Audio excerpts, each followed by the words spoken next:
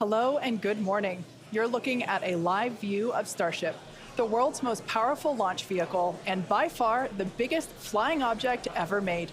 We're currently at T plus 31 minutes and 24 seconds awaiting our third flight test of StarShip from Starbase, Texas, or what we here at SpaceX like to call the Gateway to Mars. Thanks for tuning in. We're excited to be joining you from SpaceX headquarters in Hawthorne, California. Now it's just been 100. You can tell the crowd is already excited behind us.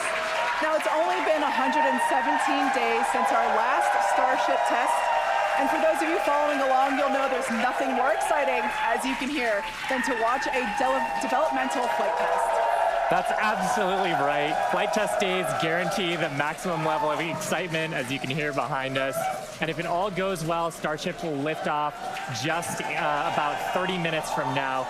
We're hoping to surpass what we achieved in flight test number 2 back in November of last year.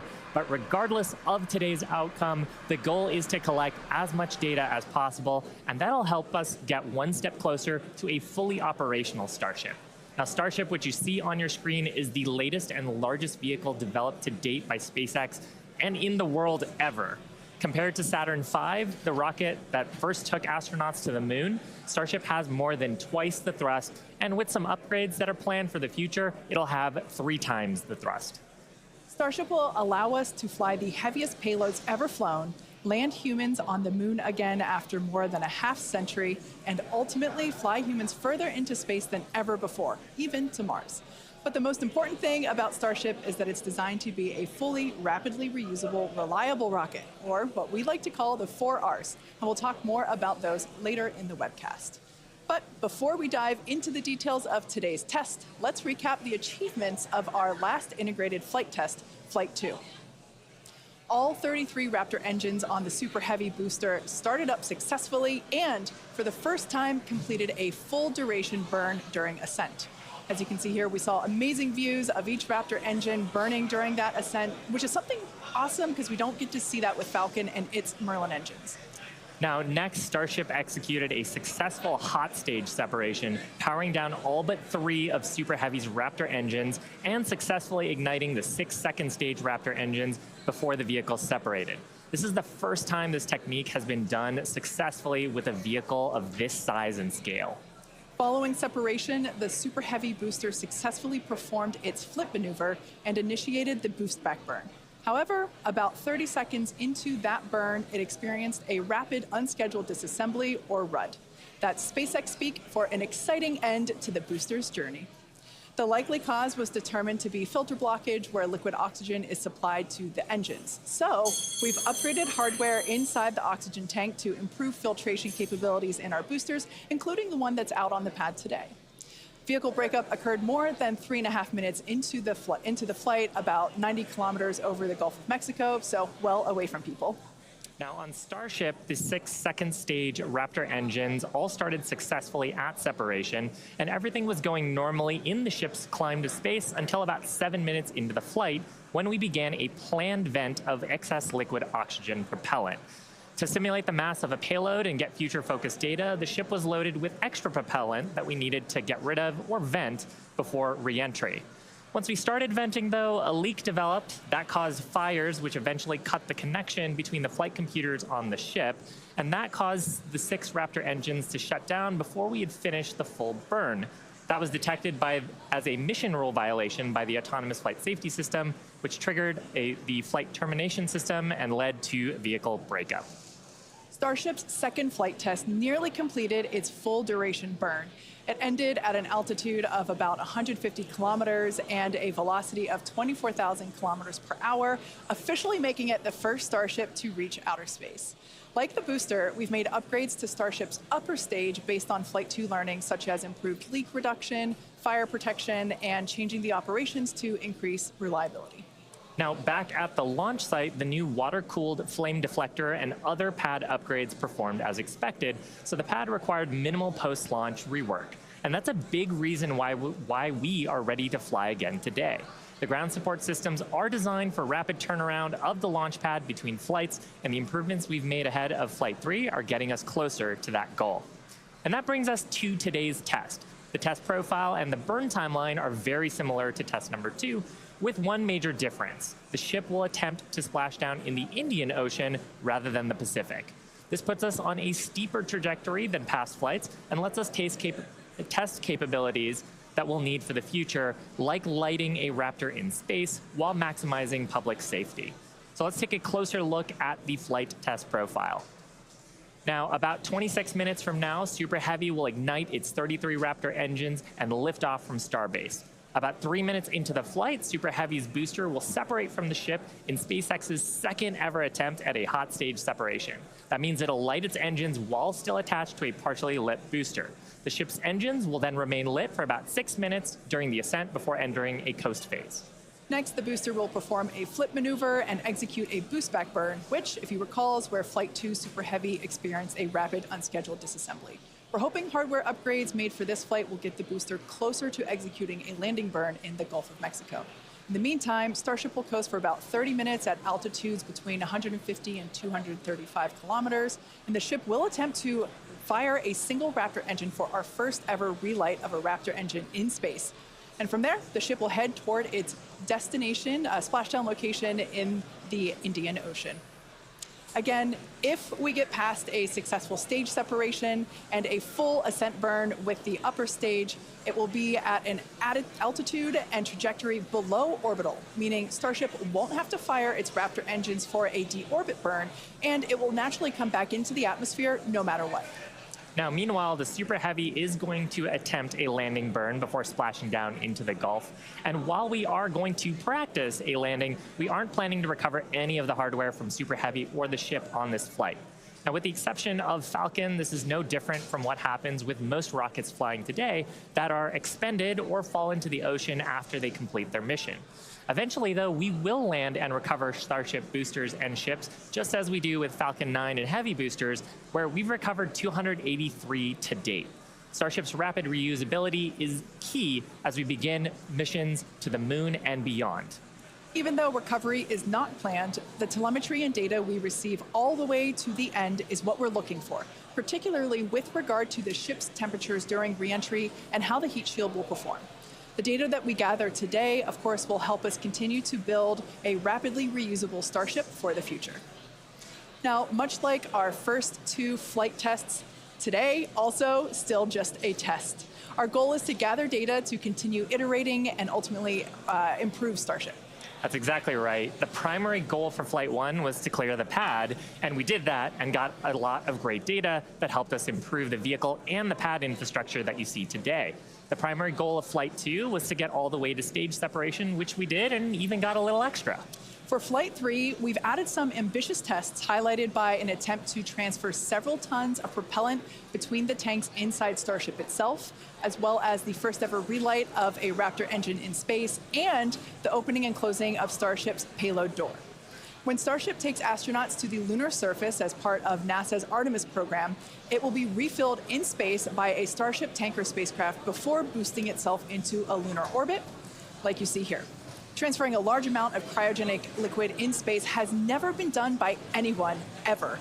So we'll be looking to get data on some of the fundamental physics in play here, like managing pressures, temperatures, propellant settling, all as we prepare for eventual ship-to-ship transfers. The ability to refill Starships once in orbit will be critical for landing on the moon and is a key technology for enabling deep space exploration and ultimately flights to Mars. Now, we're also attempting the first ever relight of a Raptor engine in space, and we'll need that capability for future in-space maneuvers and deorbit burns. It's important to note that what we'll attempt today is not a burn required for Starship to re-enter on today's test. We are intentionally flying this new steeper trajectory so we can test things like engine relights without substantially changing where we expect to splash down. And if Starship manages to make it all the way to re-entry, we will collect valuable data on the vehicle as it flies through the Earth's atmosphere at hypersonic speeds, or more than 5 times the speed of sound. We expect it'll look something like this animation on your screen with the heat shield tiles facing down. We'll use the Earth's atmosphere to brake the vehicle and then get us into a controllable regime as we go towards splashdown.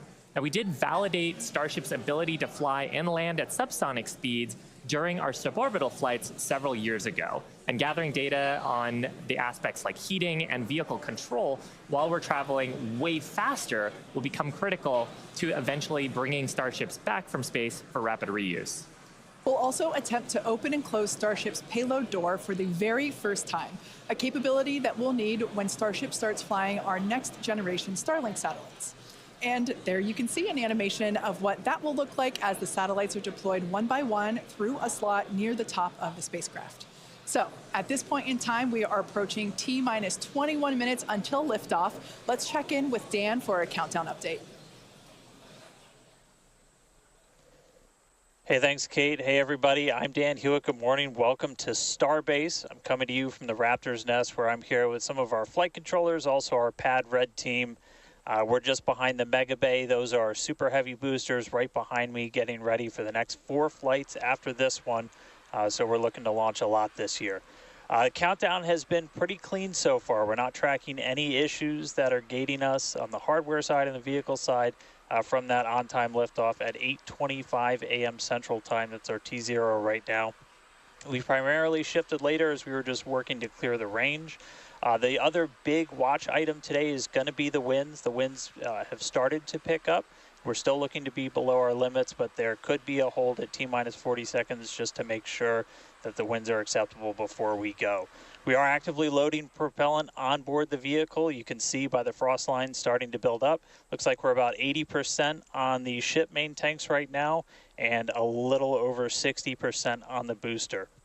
Now, Starship uses liquid methane as its fuel, liquid oxygen as its oxidizer. Both of those get cooled down to cryogenic temperatures, so several hundred degrees below zero.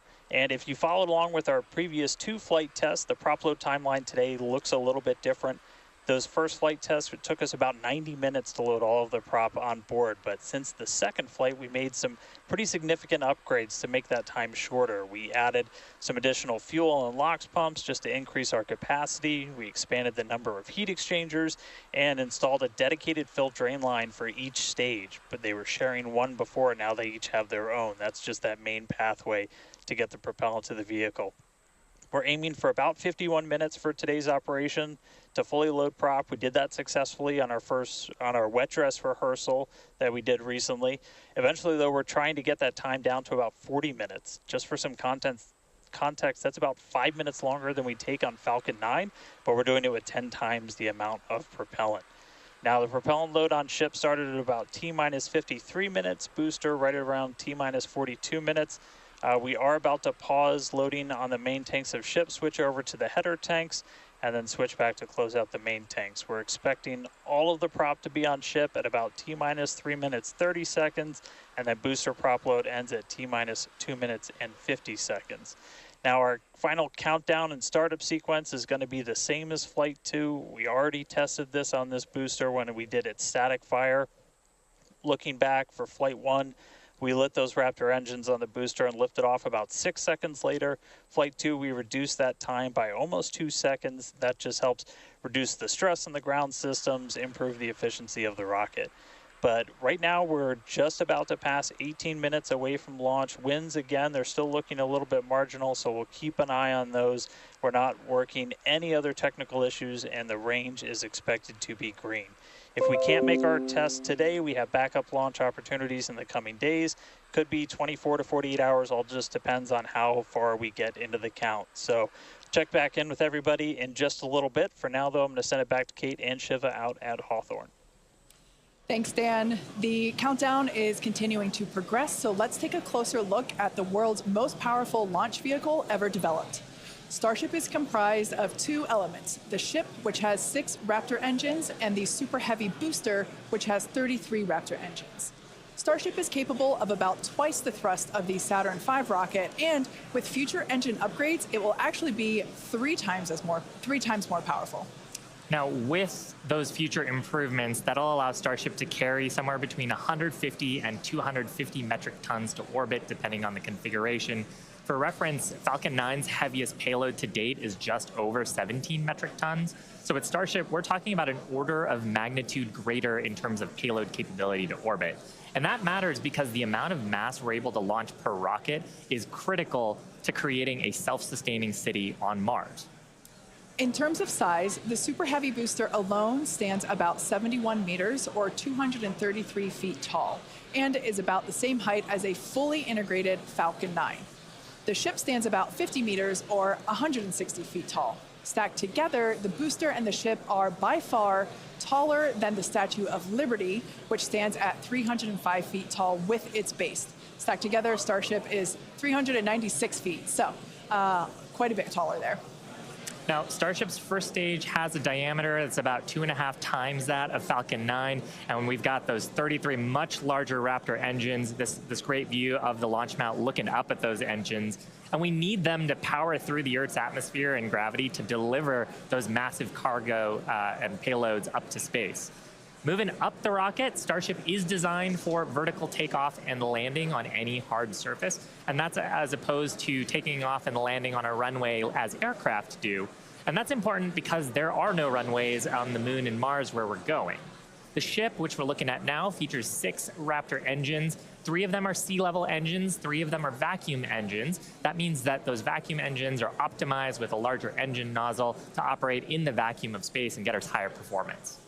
The ship is also outfitted with 4 flaps to help aerodynamically control the vehicle's attitude during atmospheric flight and enable a precision landing. The body of Starship is also wrapped in a heat shield made up of 18,000 hexagonal ceramic tiles. Those are designed to insulate the vehicle during atmospheric entry, where temperatures can be as high as 2,600 degrees Fahrenheit. One of our test objectives today is to verify how Starship systems and thermal protection system tiles perform during reentry. And in between the first and second stages is our hot stage, which is critical for our newest separation technique, which we saw in action during flight test 2. Yeah, that was a pretty exciting first for our team. Hot staging had never been done before as part of a reusable space transportation system, let alone on a vehicle with the size and power of Starship. Now, at about liftoff plus 2.5 minutes, the booster shut down most of its 33 engines, leaving just 3 of them running, and then the ship simultaneously ignited all 6 of its engines. Some clamps separated, and the ship thrusted away. That was the first in-flight test of the heat shield, and we were able to gather a ton of valuable data about hot staging. We maximize the vehicle's performance by leaving 3 first-stage engines on, so gravity can't rob us of precious velocity, or at least not as much. Hot staging also helps to ensure the ship's liquid propellants are at the bottom of the propellant tanks, which is where we need them to be in order to quickly light the ship's engines. It also reduces risk at stage separation because it creates a passive staging system so that physics will be doing the work instead of mechanical parts pushing the 2 stages away from each other.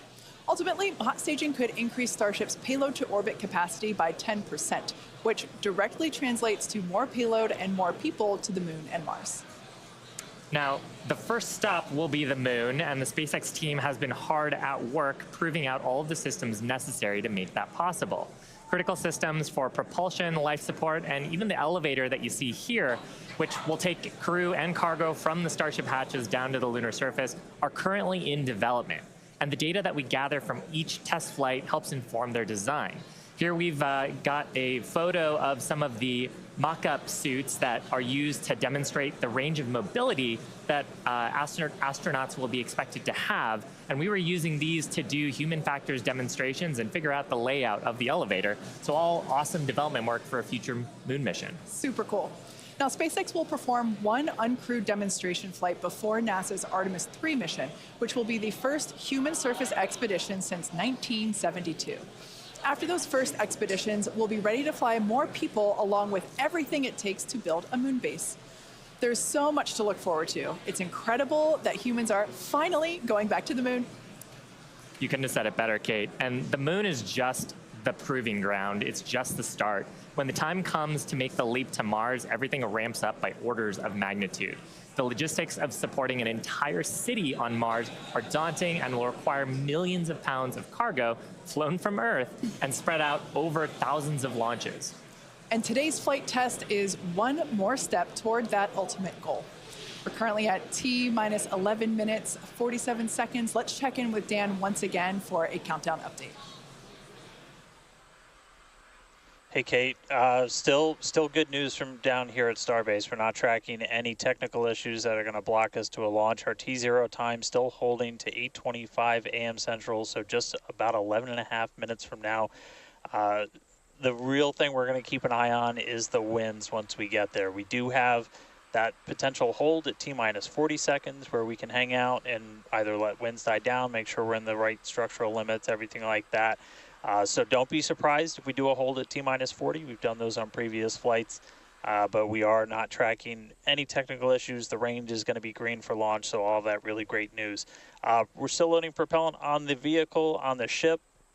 We're just about done loading the header tanks, the two smaller tanks in the top, and then we'll go back to the main tanks. They're about 85% full, and then booster, both fuel and LOX over 80%. So looking good there.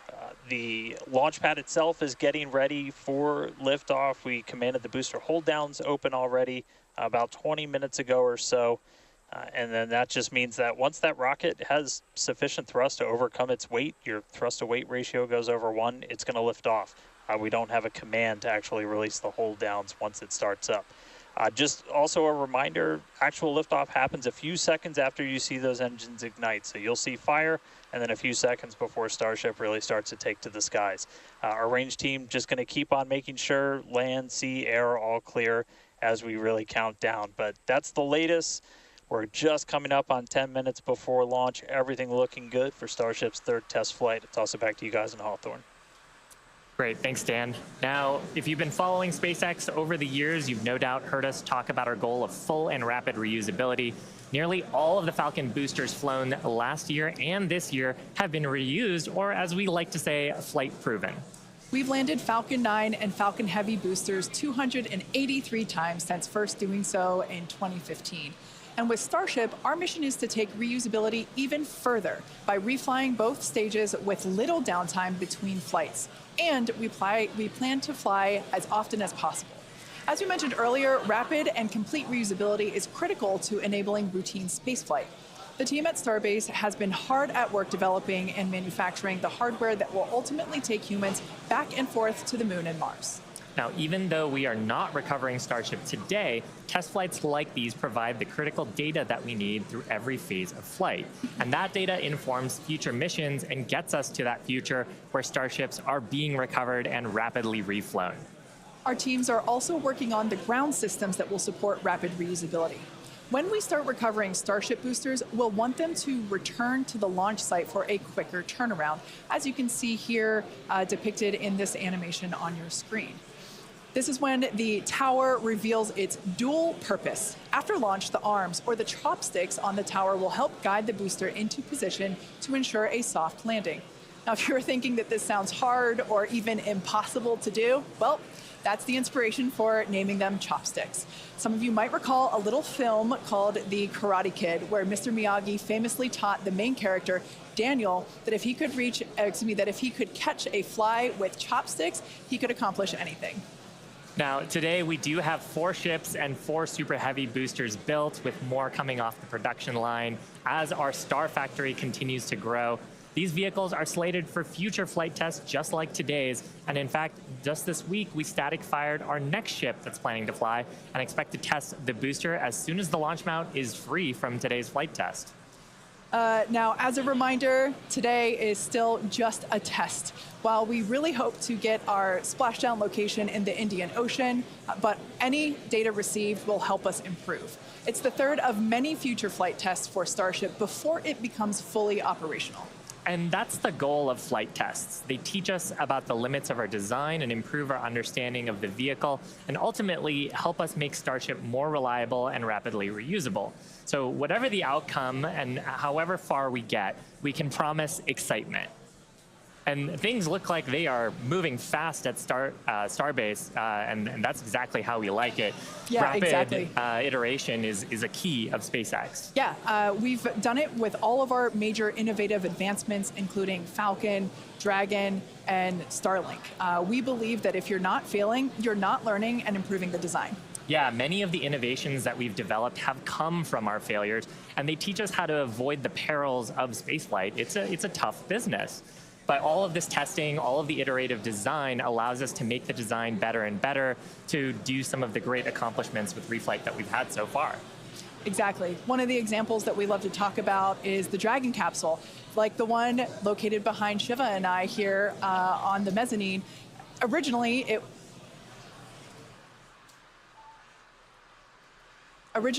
was not designed to be reusable. We wanted to prove the initial design, and then when we brought Dragon 2 online, we had to do a lot of corrosion analysis based on flights that had splashed down and analysis on hardware received there. And now our Dragons are reusable and also rapidly, at a much rapid pace than they used to be. Yeah. So, I mean, great learnings from our original Dragon to our new crew and cargo vehicles have directly improved the operations, and they've helped us change our understanding of what's possible when it comes to rocket and spacecraft reusability. Now, we're just under T-minus 6 minutes, so I think it's another good time to check in with Dan for the rest of terminal count. How are we looking, Dan? Thanks, Shiva. We're looking good. 5 minutes, 35 seconds, and we're counting down. We are just about at closing the prop load sequences on booster and ship. Just a reminder, ship we're going to close out at around 3 minutes and 30 seconds, booster at about 2 minutes and 50 seconds. Once all of that prop is loaded on board, we'll have about 10 million pounds of propellant on both stages of StarShip. Now, after that happens, we'll go through a couple of different procedures with the ground. We'll do what's called pushbacks, clearing out the lines between our prop farm and the vehicles themselves before we get to launch. And then in the next few minutes, we'll get the final guidance system alignments, some final thrust vector control on the booster checks, and all that will be performed. And again, if we need to hold, we have a hold gate built in at T-minus 40 seconds where we can hang out. It sounds like today we'll have about 15 minutes to hold at T-minus 40 if we need to. If we hit that right now, it looks like the most likely reason would be winds. We're not tracking any technical issues to our T0 at 8:25, just about 4.5 minutes from now. So, I mean, everything's really looking good. The booster's almost at full frosty, so we'll see that close out in just a couple of minutes. But we're getting really close to flight, guys. The excitement is definitely growing here in Hawthorne, SpaceX headquarters. There is a large crowd gathering. You might hear them cheering occasionally. Now, Dan mentioned a good point about the holds. We have an opportunity to today hold for a few minutes. And this is a really cool thing about StarShip. And we don't have this opportunity with Falcon or Falcon Heavy. Up until the T-minus 40-second point, aborts are just holds. So anything that would trigger an abort prior to T-minus 40 seconds becomes a hold. So that's a really cool feature to allow the team to wait for final checkouts or assess prop levels, engines, avionics, vehicle pressurization. It's really helpful to ensure a liftoff. Yeah, and that's something that is very different from Falcon. I'm sure people have watched our launches, and then we get right down past prop load and then have to scrub because of weather or scrub because of an issue on the vehicle. And we don't have the same constraints on our propellant and our system with StarShip, which gives us more availability in the window. And sometimes that's all you need. Sometimes the winds dip just enough where you can launch the rocket safely. And otherwise, if you didn't have that ability to hold a few minutes, you might miss that window and then have to recycle to another day. Yeah, exactly, which is kind of like today. Like we mentioned earlier, winds are the thing that we are watching, so good news there. So we are still continuing to progress. We're looking at liftoff in just under almost 2.5 minutes from now. Super exciting. Like we said before, there's nothing more exciting than watching a test flight for a developmental program, and that's where we're at today. And like we talked about, we have some really ambitious goals for today's test. But really, the point of today's test is to try to get as much data as we can so we can inform the next iteration of the design of Starship, work those things into flight test number 4 and new objectives there that'll eventually get us to that glorious, rapid, reusable future that we so badly want. Yeah, for flight 1, we wanted to clear the pad, and we did. For flight 2, we wanted to get through hot staging separation, and we did. So today, we want to get even further than that and collect as much data as we possibly can. So with all that being said, we're going to check back in with Dan to take us through the final 2 minutes of terminal count.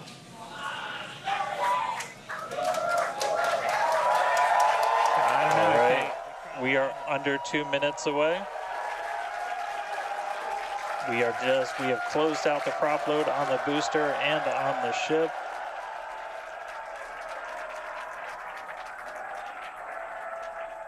And we're starting to hear some good news that it looks like winds are not going to hold us up, so there's a good chance we blow right through that 40-second hold. So we're about 1 minute and 20 seconds away. Just walking you through one last time, we're going to see the engines ignite about 4 seconds before we hit our T0.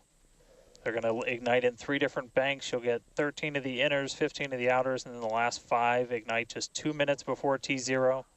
And then after that, the quick disconnect will retract. The engines will start to throttle up, and then we'll see liftoff about 1.5 seconds after T0. So we're under 1 minute away. Don't be shocked if we hold at 40 seconds before, but it sounds like the winds are cooperating today. And we'll be able to move right past that, not tracking any other technical issues that could hold us. Proceeding past our QD vent gate.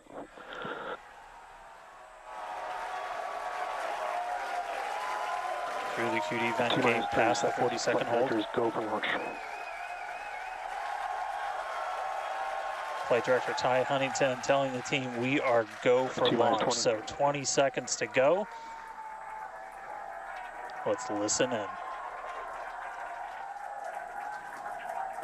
T-minus 10, 9, 8, 7, 6, 5, 4, 3, 2, 1.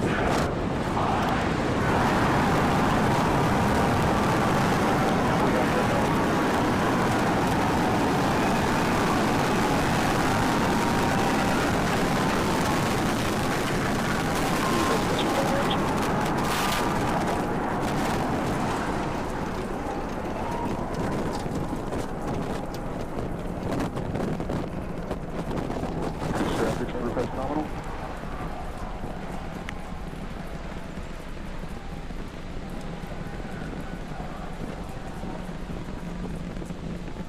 30 seconds into flight, we are feeling the rumble. We are seeing 33 out of 33 Raptor engines ignited on the Super Heavy booster.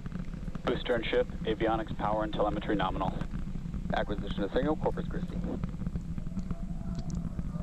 Continuing to get good call-outs. Our trajectory looking nominal, systems looking nominal. Just amazing to see all 33 lit up once again.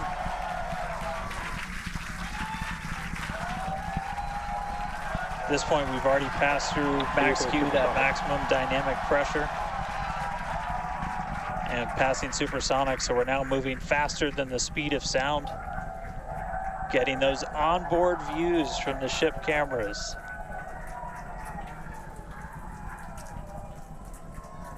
Now the next major milestone is going to be a hot staging maneuver. Again, we're going to be doing that in just about 90 seconds. To do that, we're going to shut down all but the 3 center Raptor engines on Super Heavy.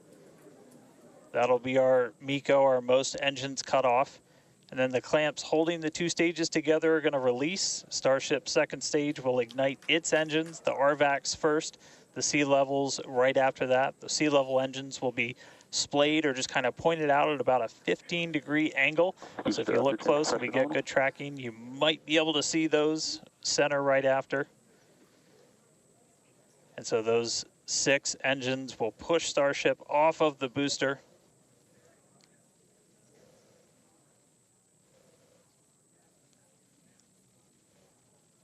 All right, counting down now. We're going to be coming up right at around the 3-minute mark on that hot staging maneuver. Again, we'll see the booster engines start to shut down. You'll see all but 3 lights go out in the middle, and then we'll see the engines ignite on ship, pushing it away, and that will start carrying the ship into space. Booster will start to do its flip and then move into the boost back burn, setting it up for eventual splashdown in the Gulf of Mexico. Stage separation.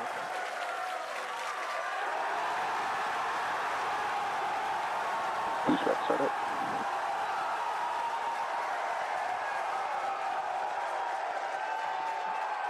Hot staging confirmed.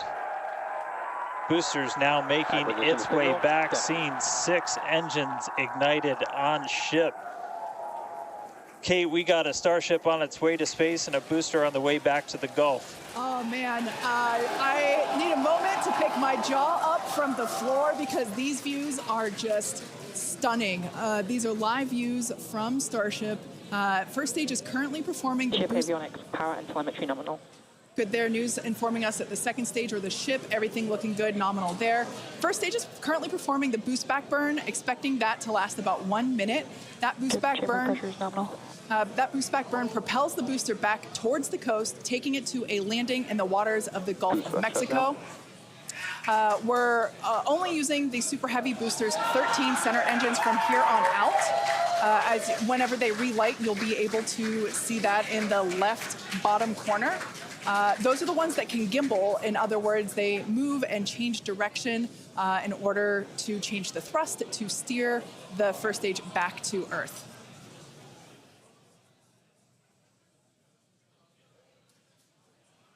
Wow, these are just incredible views coming to us.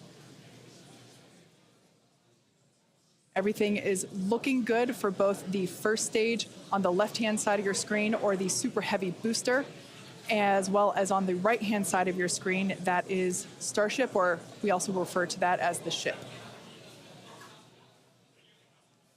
Now, the boost back burn was the first of 2 burns required to return it to Earth. The next one will be the landing burn, where all 13 center engines will initially ignite and then transition into a 3-engine burn to help slow it down. Now, just as a reminder of the stage 1 test objectives, we're looking for controlled ascent, which we have so far. Stage separation, which, gorgeous, we cruised right through it, as well as on a nominal trajectory. Good news there, telling us that the path that Starship is on is good. Now, Starship's second stage is still firing its engines, and as you heard, following planned flight path. The ship objectives, we're looking for hot staging, again, cruised right through that. We're looking to demonstrate controlled ascent, as well as orbital insertion. Now, the bottom right-hand corner of the screen shows the ship engine graphics, so be sure to keep an eye on those. Yeah, Kate, like this is just a phenomenal test so far. Super Heavy is performing beautifully today. It's on its return leg of the journey. Ship continuing to burn its 6 engines, those larger circles, the Raptor vacuum engines, the inner circles, the Raptor sea level engines. We're about 30 seconds away, just under 30 seconds away from the start of the boost back burn. Excuse me, the landing burn on the booster. You can see the grid fins rotating. Those hypersonic grid fins are guiding us through the atmosphere back towards our splashdown site. Again, we're going for a for a splashdown, a soft splashdown. So for landing burn, we're going to expect to see the 13 center engines light, rapidly bring down the booster's velocity, and then just the 3 in the center for splashdown. Let's see if that'll work.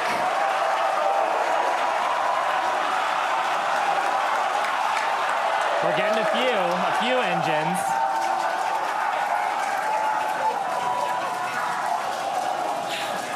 And acquisition of signal. Let's see if we can get some other video of that. Now, this is a test objective today. It is still something that we're attempting to learn.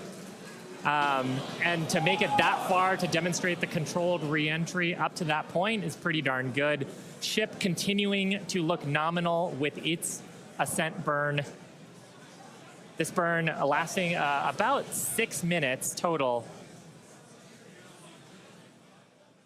And we're expecting that this burn will end just after T+8 minutes, about a minute from now. So far, though, I mean, congrats to the team. Making it this far is farther than we've gone Absolutely. on Flight 2. Just wonderful views and great engine performance from the vehicles.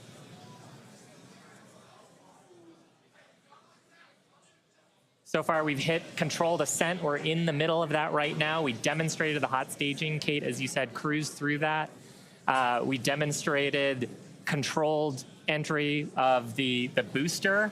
Just stopped a little short of the engine relay, but hey, that's something we can learn for the next one. Yeah. Now that view that we just had moments ago was a live shot of Star Command. There you see it again. This is our Mission Control Center at Starbase, where vehicle operators are standing by. Now the next milestone coming up is in less than a minute. At that point, ship will, or I'm sorry, actually it already has. Starship engine cut off. There we go.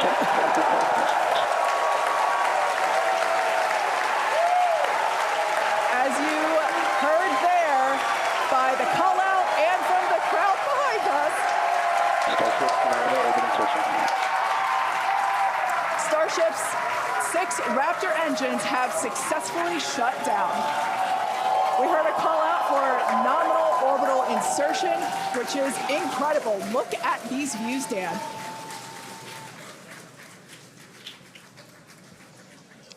I'm just completely blown away right now. What a day. Congratulations to the entire SpaceX team. I mean, this flight pretty much just started, but we're farther than we've ever been before. We've got a Starship not just in space, but on its coast phase into space. Just to recap where we've come, and it's only been 9.5 minutes. How has it only been 9.5 minutes?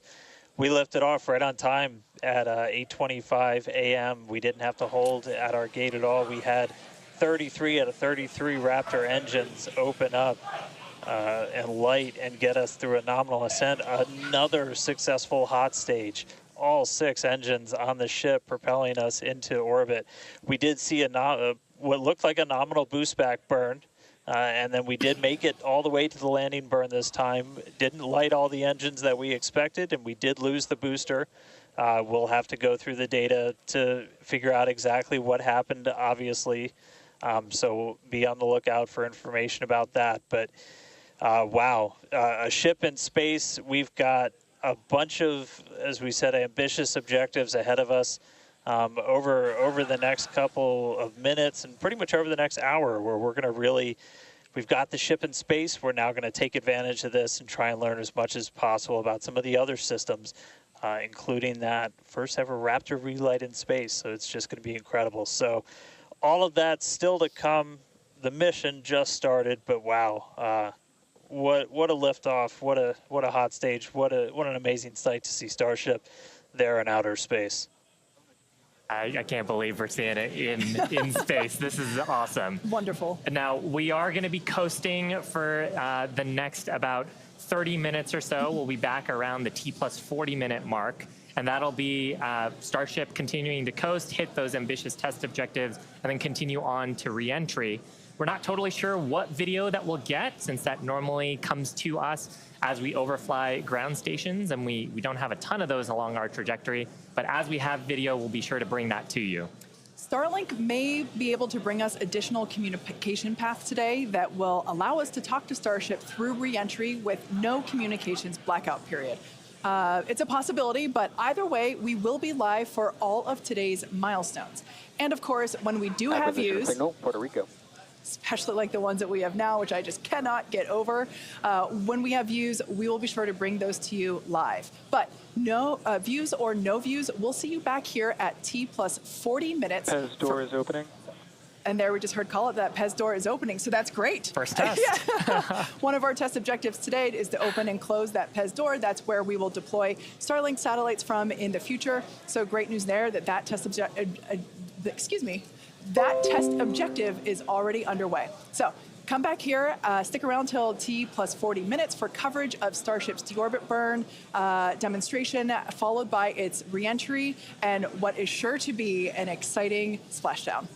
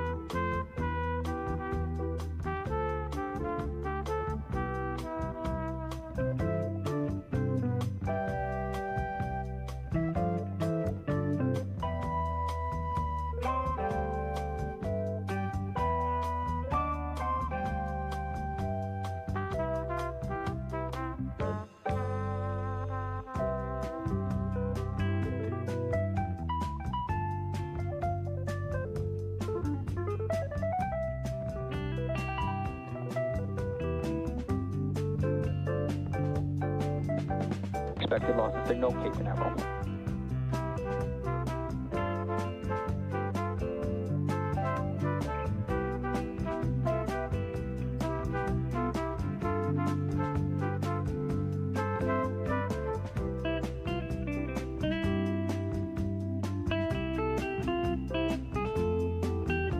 Test trigger.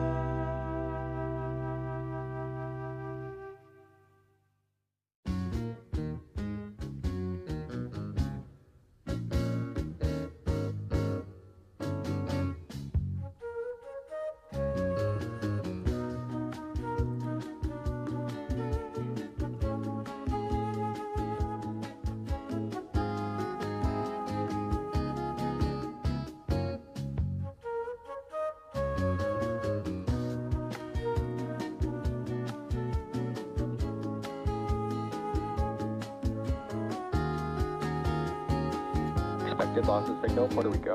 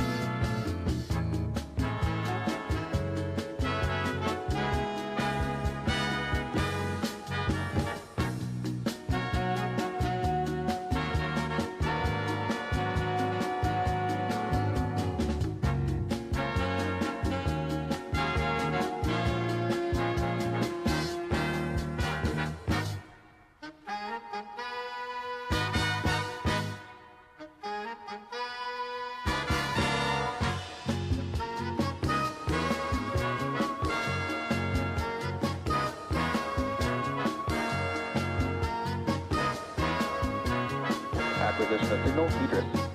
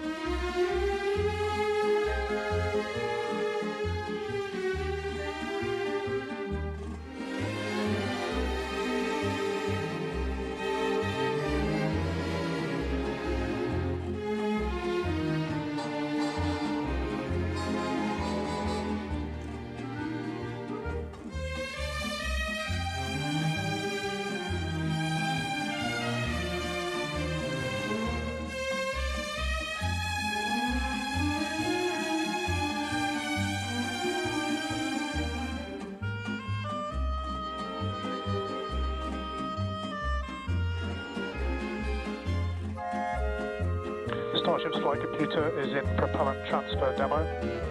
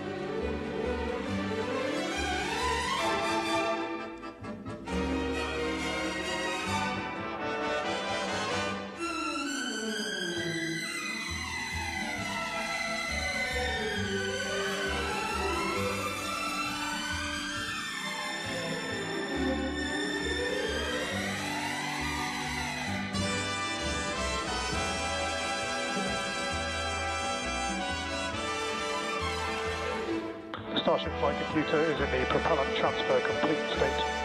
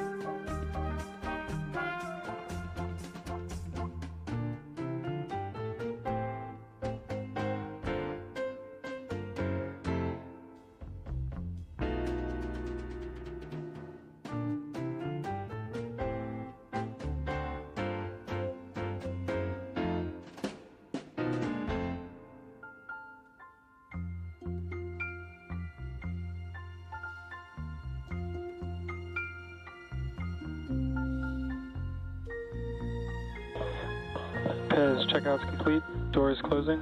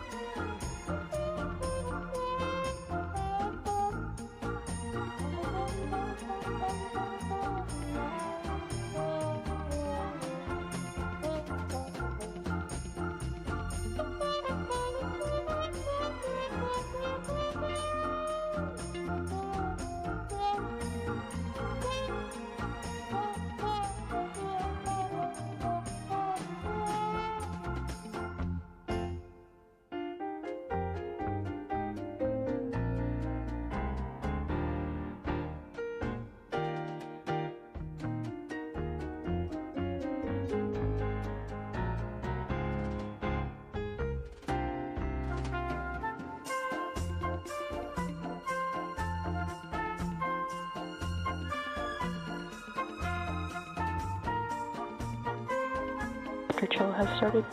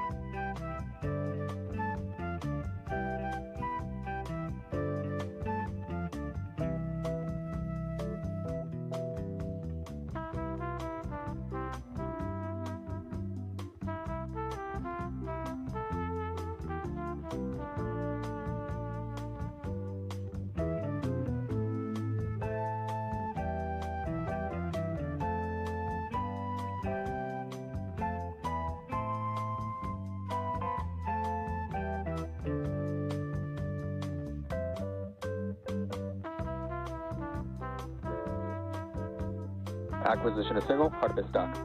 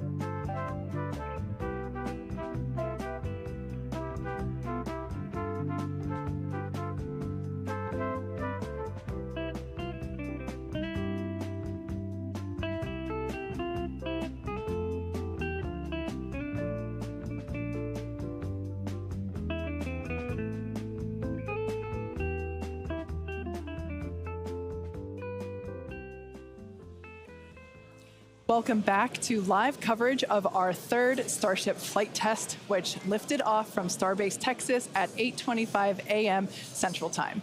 Our main objective today was to get through all of our ascent burns and collect as much data as possible, including a potential Starship entry. And we just came out of a coast phase and were treated to a number of HD views thanks to Starlink, including the PEZ door open-close test. So that was one of our test objectives today that we met. So that's awesome. It has been such a great day. It has been a phenomenal test day. Just to see booster lifting a Starship to ascent, ship completing its ascent. Just a wonderful day. Kind of to recap the objectives a little bit. Booster completed its ascent, ignited its 33 Raptor engines. We demonstrated a successful hot staging for the second time.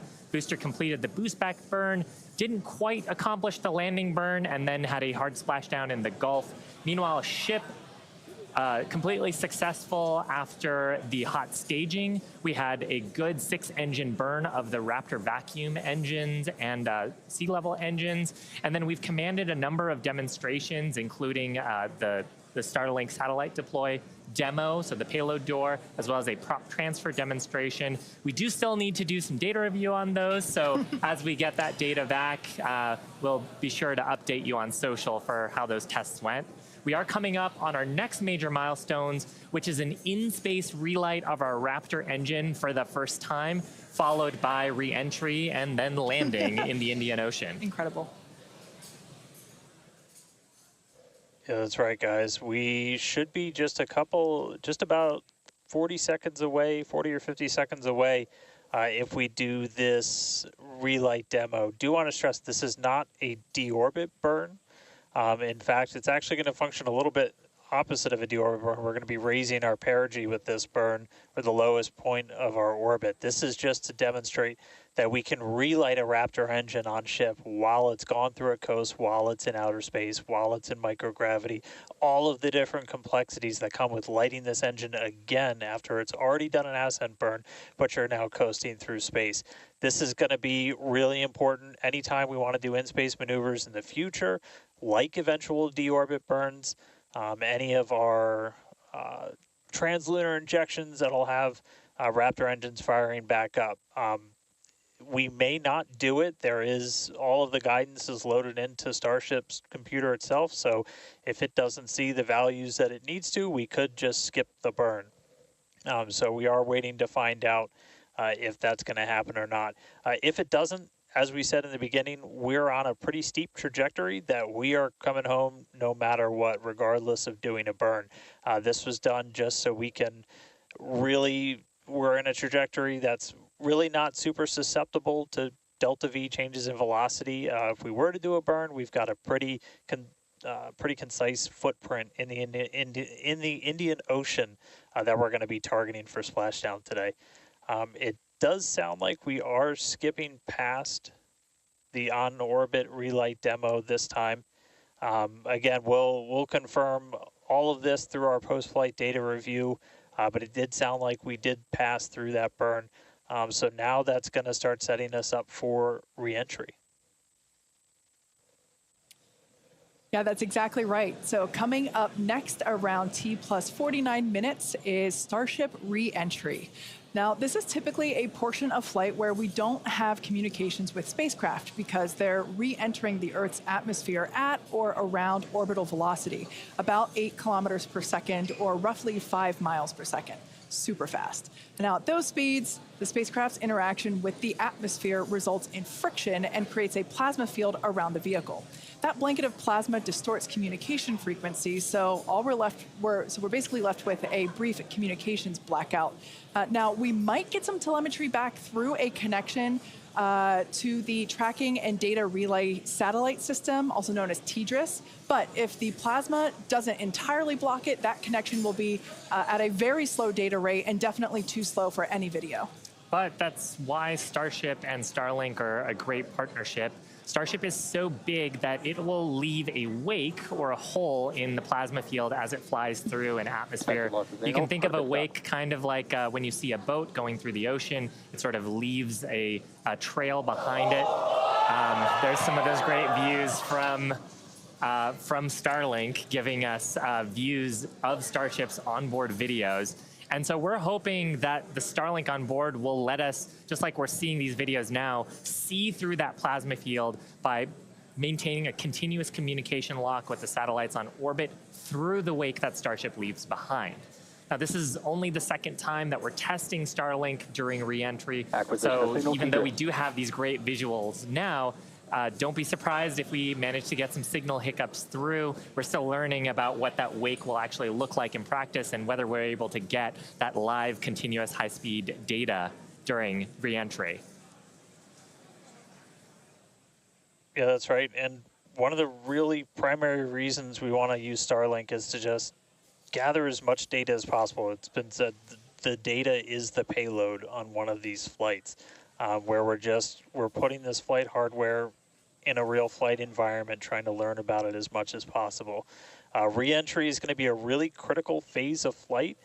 We really want to know how the ship's going to perform, especially that heat shield as we're going through the hypersonic re-entry. So if something were to go wrong during this re-entry, we want as many paths as possible to collect that information, that data, just to, again, just continually feed back into the Starship program to make each flight more reliable, more successful. Acquisition signal, Mauritius.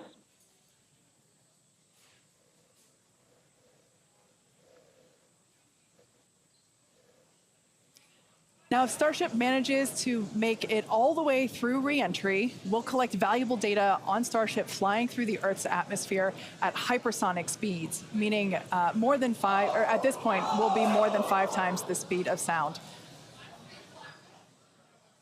Now we're watching these live views, HD views by the looks of it, thanks to Starlink. You can see that the flaps there on the ship might be actuating.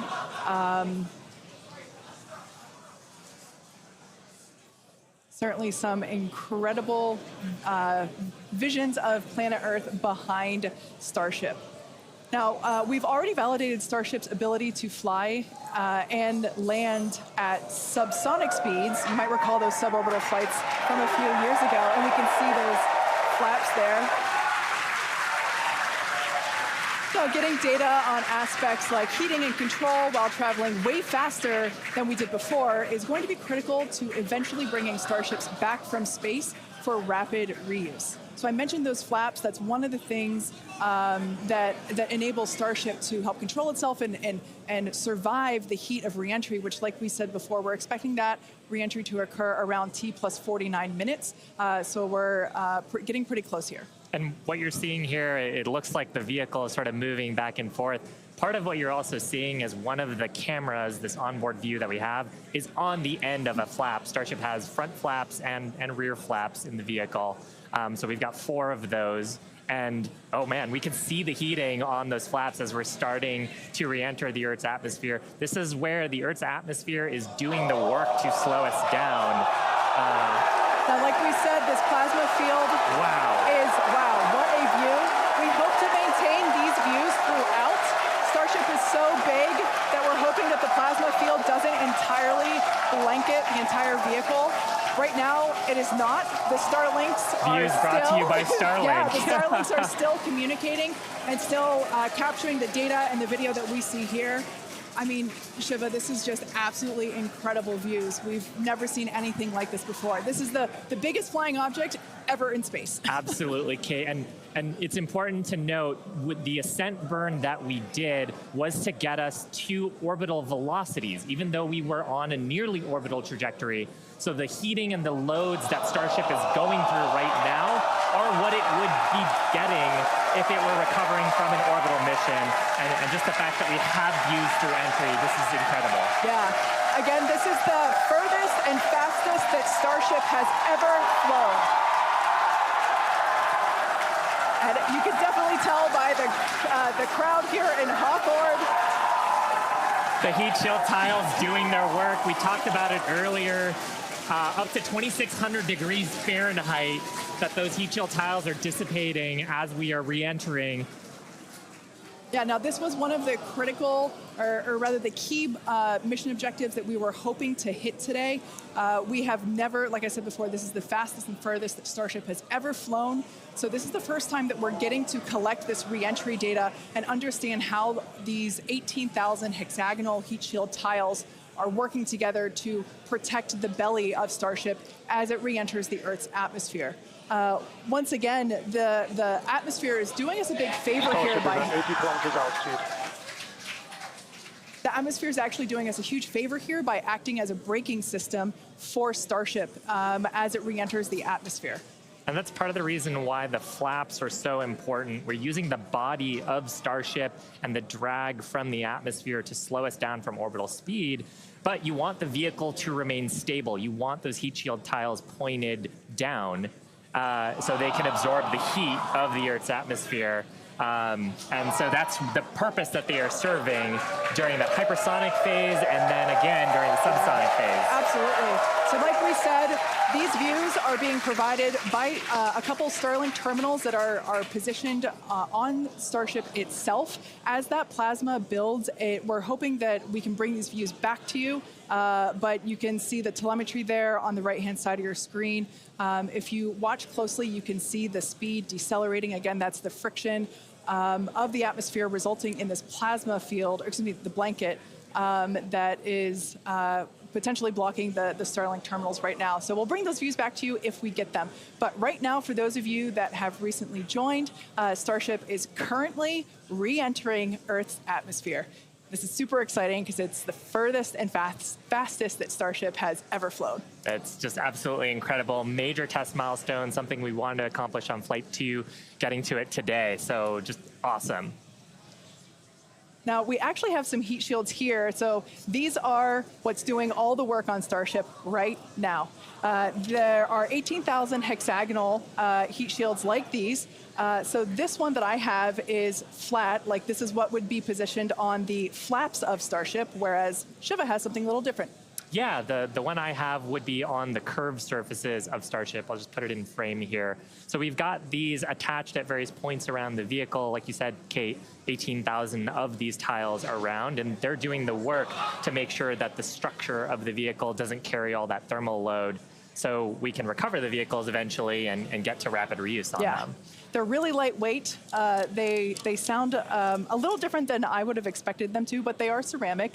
And these are what's helping Starship survive through this period of entry. We're not sure how far we're going to make it. Again, this is the furthest that we've gotten in our test flight, but the further we fly, the more data that we can get, and that's ultimately the measure of success here, which, I mean, I think today has been a huge success given where we've gone and how much further we've gotten with both the booster and Starship itself. And one of the beautiful things about Starlink on board the vehicle, we were getting that high-speed video. High-speed video is a very high data rate, and usually video comes after you get your telemetry. So hopefully we were able to get some wonderful data throughout the entry period, which is normally something we have to wait for until after splashdown when we get that data off the data recorders. Yeah. Now, you mentioned before the flaps. Again, that the flaps are protected by the flat heat shields like I have. There are 4 of those positioned on Starship, 2 at the forward end or the top end, and 2 at the bottom or aft end. And they operate independently to aerodynamically control the vehicle's attitude or positioning during atmospheric flight and enable precise landing at the intended location. So today we are intending to splash down in the Indian Ocean, and we're hoping that we can make it that far, but regardless, it is an exciting end to what has been an exciting day. Absolutely, and I mean, we've had some tests in the past. We had suborbital campaigns where we have tested out the aerodynamic flaps at subsonic speeds, so that's below the speed of sound. At hypersonic speeds, well, supersonic speeds first, so faster than the speed of sound, and then hypersonic speeds, so that's more than 5 times the speed of sound.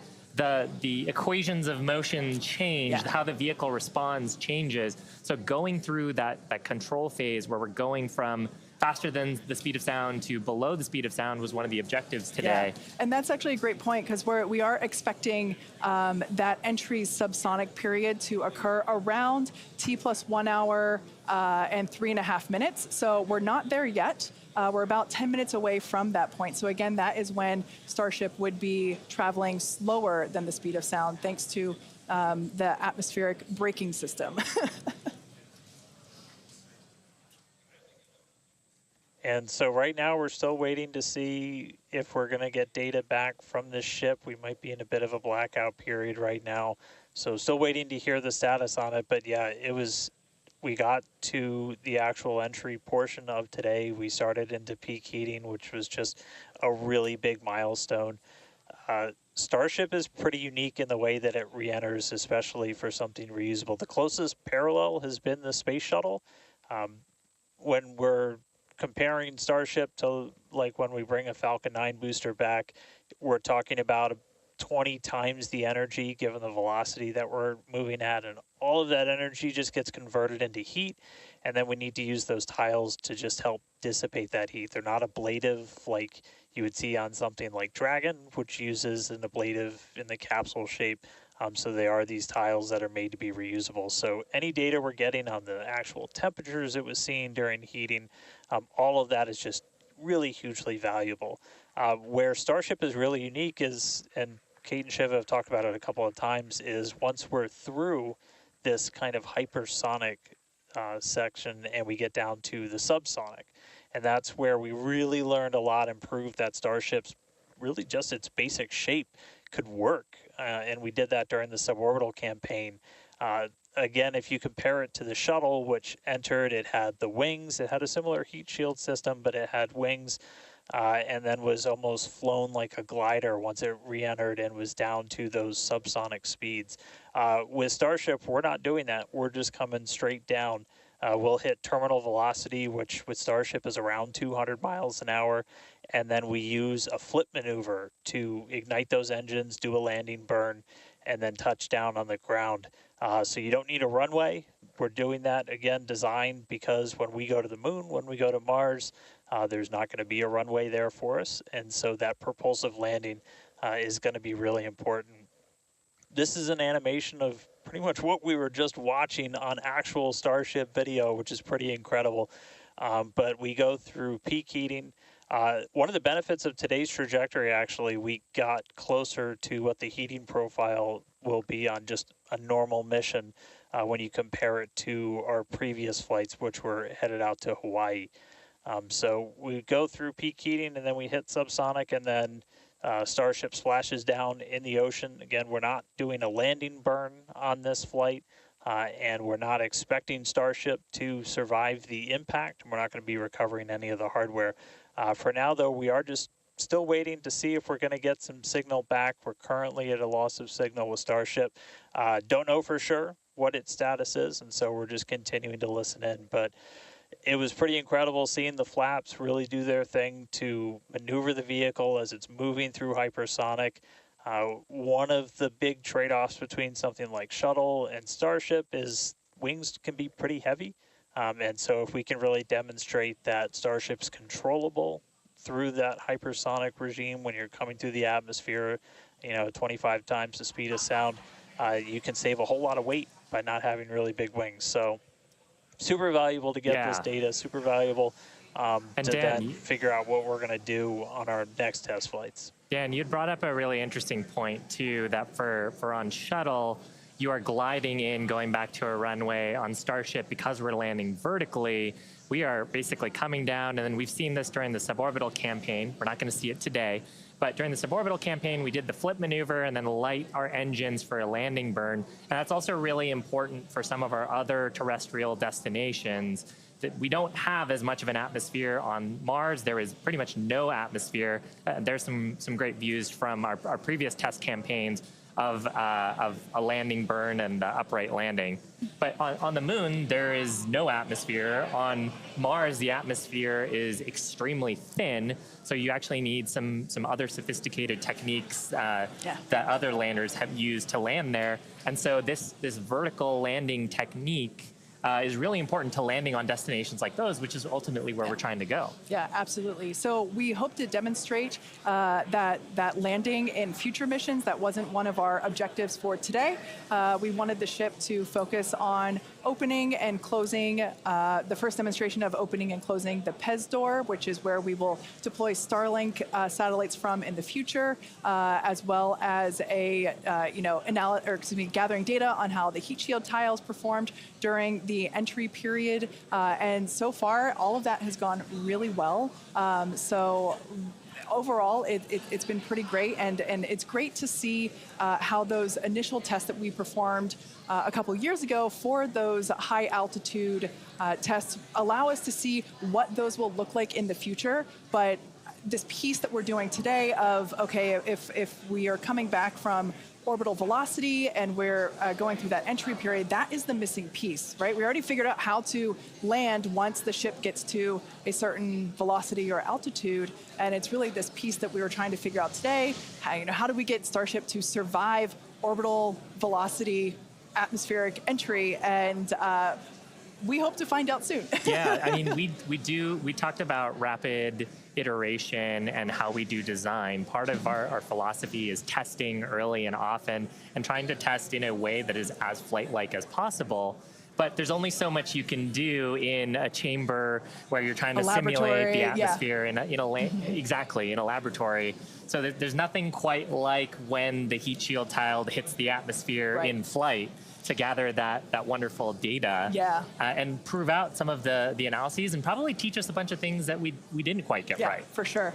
And obviously, for those of you that have been watching along with us, those were incredible views to see of that entry period where we saw the heat generating because of friction as the belly of Starship was making contact with the Earth's atmosphere, and that resulted in some plasma. So as Dan said before, we believe that we're in a bit of a blackout period at the moment. We are expecting the vehicle, if it's still alive, we would be expecting the vehicle to be approaching subsonic or slower than the speed of sound speeds in 3.5 minutes from now. So if it's still up there in one piece, it still has a way to go. We're not there just yet. But we saw that plasma field building up around the exterior, which can blanket the entire vehicle as it does with all of our Dragon missions, and we're at a loss for telemetry at that point in time. Yeah. So Dan's seen a lot of those with Dragon missions that he's supported. Yeah, absolutely. And we are hearing through some of the telemetry that we did. It did look like we lost Starlink and our TDRS data flow at the exact same time. Now, if both of those signals are cutting out at the exact same time, that could mean we lost the ship. It has been several minutes since we've gotten any data from Starship. We are waiting just a couple more minutes just to see if we can get any additional confirmation, but that is one data point that we're tracking, and that could indicate that we had a loss or a breakup of the ship during that re-entry. So might not make it all the way to splashdown today, but we were able to get through the early phases of re-entry, hit some of that peak heating, which was just really incredible to see a Starship coming back from space after getting all those views from space for the very first time. So we'll just keep on listening in on the loops here, see if we hear anything over the next couple of minutes, and that might bring a close to a pretty successful day so far. So again, we did lose the TDRS. That's the tracking and data relay satellite. That's the satellite system that pretty much every spacecraft operating in orbit right now will use to get data. We were able to get some signal through that. And then we were also getting data back through Starlink. Live view here of mission control down at Starbase. So these are all the folks who are experts on the various different systems, taking a look at the live data that we did have. Probably in mission mode still, Yeah, but absolutely. It would be so tough to stay focused with what an exciting day we've had today. Yeah, to quote Monty Python, I'm not dead yet. We don't know, as Dan said. We did lose connection with TDRS, which is the tracking and data relay satellite system, and Starlink at the same time. So it is a realistic possibility that we lost Starship, which honestly was always on the table. We didn't know how far it was going to get. The further we could fly and the more data we could collect was always the biggest win. And so regardless of, if we did lose the vehicle and we are not able to, make it all the way to our intended splashdown, note that we weren't intending to recover this vehicle, either vehicle, the Super Heavy booster nor the Starship. We weren't intending to recover either of them. They were both going to basically hit at terminal velocity and break up upon contact with the surface of the ocean.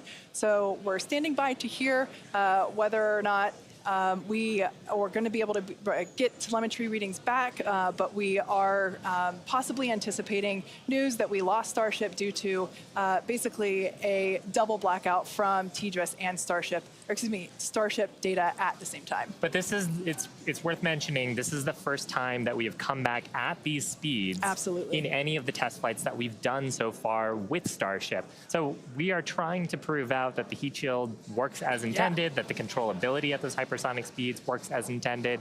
So if we were able to get back any data on that, that means the next version, what happens on flight 4, 5, 6, is going to be better. We must be able to get some because we saw incredibly gorgeous high definition views of that entry period whenever it was initially starting. So we must have gotten some data today there. has been otherwise a phenomenal day. Incredible. Liftoff on time, full ignition of all of the boosters, engines, successful hot staging, and then ship took it from there. Yeah, absolutely. We were able to see the ship actually make it further as well as the booster. We were hoping that the booster would perform a soft water landing, but we lost it during just before it was able to ignite the landing burn. But the ship continued on. We saw all six Raptor engines on the ship ignite and then shut down for second engine cutoff. And we saw some amazing views as well, and it's just been certainly a day that I will be taking many screenshots and using them as my computer desktop background for, well, until the next Starship launch. When we get even better views, I'm sure. Exactly. And we also hit a number of our other ambitious test objectives. We had a chance to at least initiate the commands for a propellant transfer demo within the vehicle. This is something that Starship's going to have to do in the future, and these sort of transfers haven't been done at this scale before, so that's a first as well. We also were able to demonstrate that the payload door functions. And we got to see that, yeah. Yeah, and so those commands were sent. Again, data review to come and make sure that everything performed as expected, but that's going to be critical to deploying payloads in the future once Starship becomes operational. So a number of test objectives hit, much more accomplished than Flight 2, and making steady progress towards a fully, rapidly reusable, reliable Starship. Absolutely. And hey, Kate, and hey, Shiva, we were just hearing on the loops, we are making the call now that we have lost Ship 28. So as we were possibly expecting, we lost the data a couple of minutes ago. We haven't heard from the ship up until this point, and so the team has made the call that ship has been lost. So no splashdown today, but again, just it's incredible to see how much further we got this time around. We had a couple of those ambitious objectives that you guys were just walking through that we're able to take advantage of while Starship was in outer space flying over our planet for the very first time. So that was just really incredible. Obviously, there's a lot to go through. Everyone always wants to know right off the bat what happened. Takes us a little bit of time, but I can assure you as soon as we start finding things out, we're going to let everybody know. And I know everybody's going to be excited for the next one. I mean, as I pointed out in the beginning, there's 4 super heavy boosters either fully stacked or getting stacked right behind me. We've got other ships ready to go as well. So it's going to be a really busy time down here at Starbase as we look to really fly Starship as much as possible, get this vehicle ready to go for all the important things it's got to go do. And with that, we got to say a huge congratulations to our teammates and everyone who's supported the Starship program. There's been flames and reds along the way, but third time's the charm, and we made it to space. We also a big thanks to all of our future customers for your support, and we want to give a big thanks to the people of Cameron County, Texas, for their support, as well as the Coast Guard and the Federal Aviation Administration. Be sure to follow the SpaceX account on X for more updates from today's test flight and future Starship tests. But before we go, we want to wish SpaceX a very happy birthday. The company was founded on this day in 2002 when it basically consisted of this small team, a carpet and a mariachi band. I don't know about you, but we're feeling 22. Also, it's Pi Day.